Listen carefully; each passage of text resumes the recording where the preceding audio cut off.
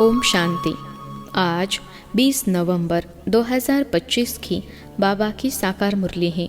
मुरली के महावाक्य हैं, मीठे बच्चे, बाप आए हैं तुम बच्चों को शांति और सुख का वर्षा देने।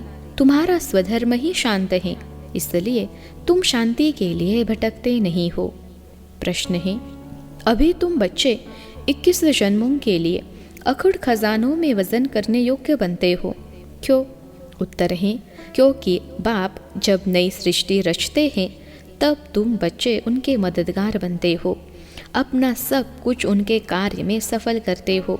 इसलिए बाप उसके रिटर्न में 21 जन्मों के लिए तुम्हें अखूट खजानों में ऐसा वजन करते हैं जो कभी धन भी नहीं खूटता, दुख भी नहीं आता, अकाले मृत्यु भी नहीं होती।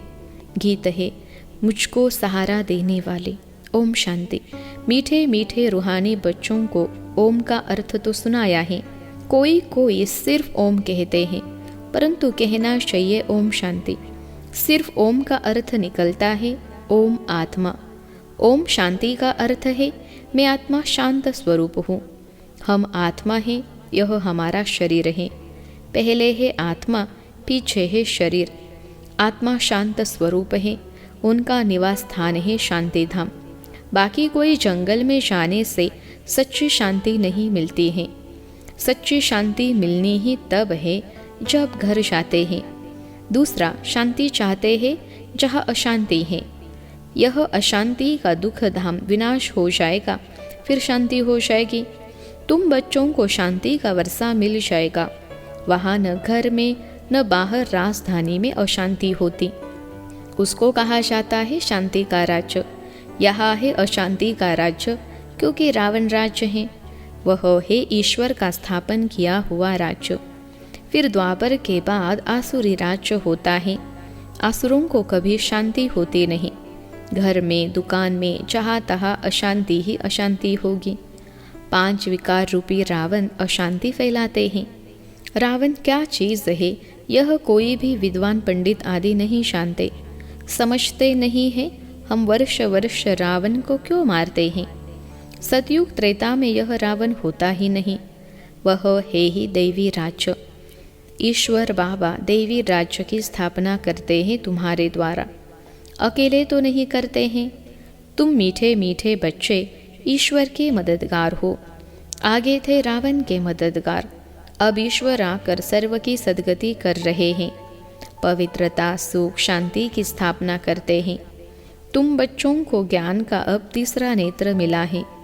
सतयुग त्रेता में दुख की बात नहीं। कोई गाली आदि नहीं देते, गंध नहीं खाते। यहाँ तो देखो गंध कितना खाते हैं। दिखाते हैं श्री कृष्ण को गई बहुत प्यारी लगती थी। ऐसे नहीं कि श्री कृष्ण कोई ग्वाला था, गौ की पालना करते थे।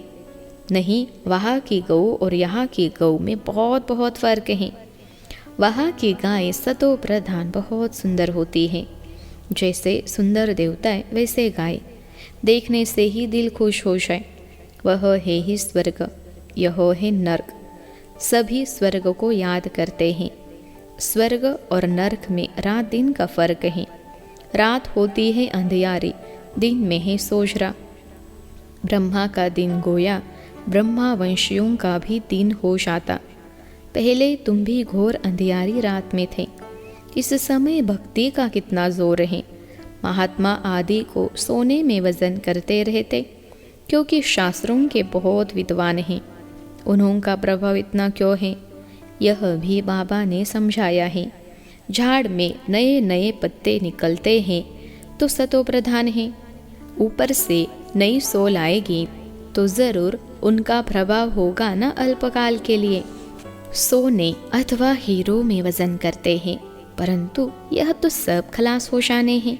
मनुष्यों के पास कितने लाखों के मकान हैं। समझते हैं हम तो बहुत साहूकार हैं। तुम बच्चे जानते हो यह साहूकारी बाकी थोड़े समय के लिए है। यह सब मिट्टी में मिल जाएंगे, किनकी दबी रही धूल में। बाप स्वर्ग की स्थापना करते हैं, उसमें जो लगाते हैं उन्होंने 21 जन्मों के लिए हीरे जवाहरों के महल मिलेंगे। यहाँ तो एक जन्म के लिए मिलता है, वहाँ तुम्हारा 21 जन्म चलेगा। इन आँखों से जो कुछ देखते हो शरीर सहित सब भस्म हो जाना है। तुम बच्चों को दिव्य दृष्टि द्वारा साक्षात्कार भी होता है। विनाश होगा, फिर इन लक्ष्मी नारायण का राज्य होगा। तुम जानते हो हम अपना राज्य भाग्य फिर से स्थापन कर रहे हैं। 21 पीढ़ी राज्य किया, फिर रावण का राज्य चला, अब फिर बाप आया है। भक्ति मार्ग में सब बाप को ही याद करते हैं। गायन भी है, दुख में सिमरन सब करे। बाप सुख का वर्षा देते हैं, फिर याद करने की दरकार नहीं रहती। तुम मात पिता, अब यह तो माँ बाप होंगे अपने बच्चों के। यह है पारलौकिक मात पिता की बात।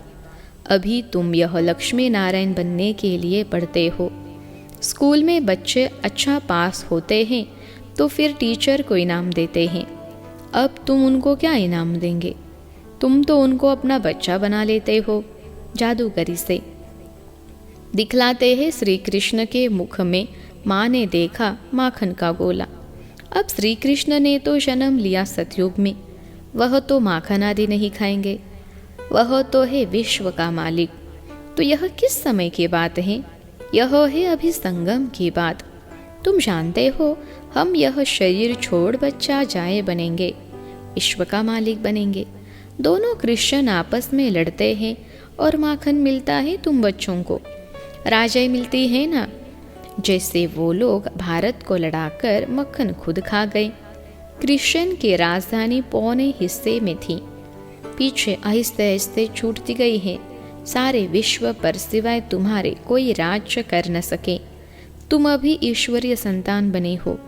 अभी तुम ब्रह्मांड के मालिक और विश्व के मालिक बनते हो।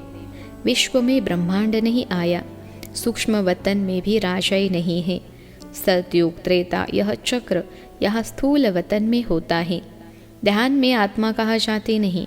आत्मा निकल जाए तो शरीर खत्म हो जाए। यह सब है साक्षात्कार। रिद्धि सिद्धि द्वारा ऐसे भी साक्षात्कार होते हैं जो यहाँ बैठे विलायत की पार्लियामेंट आदि देख सकते हैं। बाबा के हाथ में फिर है दिव्य दृष्टि की चाबी। तुम यहाँ बैठे लंदन देख सकते हो। औजार आदि कुछ नहीं जो खरीद करना पड़े। ड्रामा अनुसार उस समय पर वह साक्षात्कार होता है जो ड्रामा में पहले से ही नोंद है। जैसे दिखाते हैं भगवान ने अर्जुन को साक्षात्कार कराया, ड्रामा अनुसार उनको साक्षात्कार होना था, यह भी नोंद है। कोई की बड़ाई नहीं है, यह सब ड्रामा अनुसार होता है। श्री कृष्ण विश्व का प्रिंस बनता है, कोया मक्खन मिलता है। यह भी कोई जानते नहीं कि विश्व किसको, ब्रह्मांड किसको कहा जाता है। ब्रह्मांड में तुम आत्माएं निवास करती हो। सूक्ष्म वतन में आना जाना साक्षात्कार आदि इस समय होता है। फिर 5000 वर्ष सूक्ष्म वतन का नाम नहीं होता। कहा जाता है ब्रह्मा देवताय नमः, फिर कहते हैं शिव परमात्माय नमः। तो सबसे ऊंच हो गया ना, उनको कहा जाता है भगवान। वह देवताएं हैं मनुष्य, परंतु देवी गुण वाले हैं। बाकी 4 8 भुजा वाले मनुष्य होते नहीं। वहाँ भी 2 भुजा वाले ही मनुष्य होते हैं, परंतु संपूर्ण पवित्र अपवित्रता की बात नहीं। अकाल मृत्यु कभी होती नहीं। तो तुम बच्चों को बहुत खुशी रहनी चाहिए। हम आत्मा इस शरीर द्वारा बाबा को तो देखें, देखने में तो शरीर आता है, परमात्मा अथवा आत्मा को तो देख नहीं सकते। आत्मा और परमात्मा को जानना होता है। देखने लिए फिर दिव्य दृष्टि मिलती है और सब चीज़ें दिव्य दृष्टि से बड़ी देखने में आएगी। राजधानी बड़ी देखने में आएगी। आत्मा तो है ही बिंदी, बिंदी को देखने से तुम कुछ भी नहीं समझेंगे।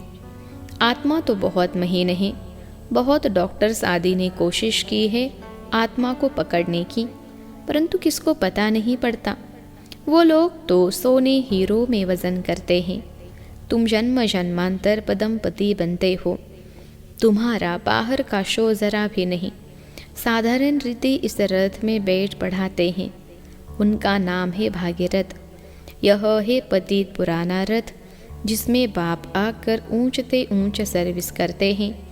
बाप कहते हैं मुझे तो अपना शरीर है नहीं, मैं जो ज्ञान का सागर, प्रेम का सागर हूँ, तो तुमको वर्षा कैसे दूँ? ऊपर से तो नहीं दूंगा, क्या प्रेरणा से पढ़ाऊँगा? ज़रूर आना पड़ेगा ना। भक्ति मार्ग में मुझे पूछते हैं, सबको प्यारा लगता हूँ। गांधी, नेहरू का चित्र प्यारा लगता है, उनके शरीर को याद करते हैं। आत्मा जो अविनाशी है, उसने तो जाकर दूसरा जन्म लिया। बाकी विनाशी चित्र को याद करते हैं। वह भूत पूजा हुई ना, समाधि बनाकर उन पर फूल आदि बेट चढ़ाते हैं। यह है यादगार। शिव के कितने मंदिर हैं, सबसे बड़ा यादगार शिव का है ना। सोमनाथ मंदिर का गायन है, मोहम्मद गजनवी ने आकर लूटा था। तुम्हारे पास इतना धन रहता था। बाबा, तुम बच्चों को रत्नों में वजन करते हैं, खुद को वजन नहीं कराता हूँ। मैं इतना धनवान बनता नहीं हूँ, तुमको बनाता हूँ। उनको तो आज वजन किया, कल मर जाएंगे, धन कोई काम नहीं आएगा। तुमको तो बाप अकूट खजाने में ऐसा वजन करते हैं जो 21 जन्म साथ रहेगा। अगर श्रीमत पर चलेंगे तो वहाँ दुख का नाम नहीं, कभी अकाल मृत्यु नहीं होती, मौत से डरेंगे नहीं। यहाँ कितना डरते हैं, रोते हैं, वहाँ कितनी खुशी होती है। जाकर प्रिंस बनेंगे, जादूगर, सौदागर, रत्नागर, यह शिव परमात्मा को कहा जाता है। तुमको भी साक्षात्कार कराते हैं, ऐसे प्रिंस बनेंगे। आजकल बाबा ने साक्षात्कार का पार बंद कर दिया है, नुकसान हो जाता है। अभी बाप ज्ञान से तुम्हारी सदगति करते हैं। तुम पहले जाएंगे सुखधाम, अभी तो है दुखधाम। तुम जानते हो आत्मा ही ज्ञान धारण करती है, इसलिए बाप कहते हैं अपने को आत्मा समझो। आत्मा में ही अच्छे व बुरे संस्कार होते हैं। शरीर में हो तो शरीर के सारे संस्कार भस्म हो जाए। तुम कहते हो शिव बाबा, हम आत्माएं पढ़ती है इस शरीर द्वारा। नई बात है ना, हम आत्माओं को शिव बाबा पढ़ाते हैं, यह तो पक्का पक्का याद करो। हम सब आत्माओं का वह बाप भी है, टीचर भी है। बाप खुद कहते हैं मुझे अपना शरीर नहीं है, मैं भी हूँ आत्मा, परंतु मुझे परमात्मा कहा जाता है। आत्मा ही सब कुछ करती है, बाकी शरीर के नाम बदलते हैं। आत्मा तो आत्मा ही है। मैं परम आत्मा तुम्हारे मुहाफिक पुनर्जन्म नहीं लेता हूँ। मेरा ड्रामा में पार्ट ही ऐसा है जो मैं इनमें प्रवेश कर तुमको सुना रहा हूँ, इसलिए इनको भाग्यशाली रथ कहा जाता है। इनको पुरानी जुत्ती भी कहते हैं। शिव बाबा ने भी पुराना लॉन्ग बूट पहना है।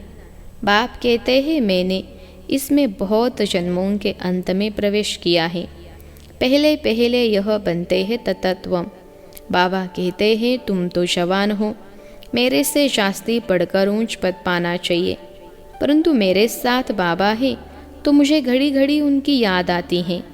बाबा मेरे साथ सोता भी है, परंतु बाबा मुझे भाकी नहीं पहन सकते, तुमको भाकी पहनते हैं। तुम भाग्यशाली हो ना। शिव बाबा ने जो शरीर लोन लिया है, तुम उनको भाकी पहन सकते हो, मैं कैसे पहनूं? मुझे तो यह भी नसीब नहीं है, इसलिए तुम लकी सितारे गाए हुए हो। बच्चे हमेशा लकी होते हैं। बाप पैसे बच्चों को दे देते हैं तो तुम लकी सितारे ठहरे ना। शिव बाबा भी कहते हैं तुम मेरे से लकी हो। तुमको पढ़ाकर विश्व का मालिक बनाता हूँ, मैं थोड़े ही बनता हूँ। तुम ब्रह्मांड के भी मालिक बनते हो। बाकी मेरे पास जास्ती दिव्य दृष्टि की चाबी है। मैं ज्ञान का सागर हूँ, तुमको भी मास्टर ज्ञान सागर बनाता हूँ। तुम इस सारे चक्र को जान चक्रवर्ती महाराजा महारानी बनते हो, मैं थोड़े ही बनता हूँ। बूढ़े होते हैं तो फिर बच्चों को विल कर खुद वानप्रस्थ में चले जाते हैं। आगे ऐसे होता था, आजकल तो बच्चों में मोह जाकर पड़ता है। पारलौकिक बाप कहते हैं मैं इनमें प्रवेश कर तुम बच्चों को कांटों से फूल विश्व का मालिक बनाए, आधा कल्प के लिए सदा सुखी बनाए, मैं वानप्रस्थ में बैठ जाता हूँ। यह सब बातें शास्त्रों में थोड़े ही हैं। सन्यासी उदासी शास्त्रों की बातें सुनाते हैं। बाप तो ज्ञान का सागर है। खुद कहते हैं यह वेद शास्त्र आदि सब भक्ति मार्ग की सामग्री है। ज्ञान सागर तो मैं ही हूँ। अच्छा, मीठे मीठे सिखिलते बच्चों प्रति माता पिता बाप दादा का याद प्यार और गुड मॉर्निंग। रूहानी बाप की रूहानी बच्चों को नमस्ते। हम रूहानी बच्चों की सिखिलते रूहानी माता पिता बाप दादा को याद प्यार, गुड मॉर्निंग और नमस्ते। धारणा के लिए मुख्य सार। पहली पॉइंट है, इन आँखों से शरीर सहित जो दिखाई देता है वह सब भस्म हो जाना है, इसलिए अपना सब कुछ सफल करना है। दूसरी पॉइंट है, बाप से पूरा वर्षा लेने के लिए पढ़ाई पढ़नी है। सदा अपने लको को स्मृति में रख ब्रह्मांड व विश्व का मालिक बनना है। आज का वरदान है, वाह ड्रामा वाह की स्मृति से अनेकों की सेवा करने वाले सदा खुशनुमा भव। वाह ड्रामा वाह की स्मृति से अनेकों की सेवा करने वाले सदा खुशनुमा भव। विश्लेषण है, इस ड्रामा की कोई भी सीन देखते हुए वाह ड्रामा वाह की स्मृति रहे तो कभी भी घबराएंगे नहीं, क्योंकि ड्रामा का ज्ञान मिला कि वर्तमान समय कल्याणकारी युग है। इसमें जो भी दृश्य सामने आता है उसमें कल्याण भरा हुआ है। वर्तमान के कल्याण दिखाई न भी दे, लेकिन भविष्य में समाया हुआ कल्याण प्रत्यक्ष हो जाएगा। तो वाह ड्रामा वाह की स्मृति से सदा खुशनुमा रहेंगे। पुरुषार्थ में कभी भी उदासी नहीं आएगी। स्वतः ही आप द्वारा अनेकों की सेवा होती रहेगी। आज का स्लोगन है, शांति की शक्ति ही मनसा सेवा का सहज साधन है। जहाँ शांति की शक्ति है वहाँ संतुष्टता है। अव्यक्त इशारे। अशरीरी व विदेही स्थिति का अभ्यास बढ़ाओ। जितना अव्यक्त लाइट रूप में स्थित होंगे उतना शरीर से परे का अभ्यास होने के कारण यदि 2-4 मिनट भी अशरीरी बन जाएंगे तो मानो जैसे कि 4 घंटे का आराम कर लिया। ऐसा समय आएगा जो नींद के बजाय 4-5 मिनट अशरीरी बन जाएंगे और शरीर को आराम मिल जाएगा। लाइट स्वरूप में स्मृति को मजबूत करने से हिसाब किताब चुकतो करने में भी लाइट रूप हो जाएंगे। अच्छा, ओम शांति।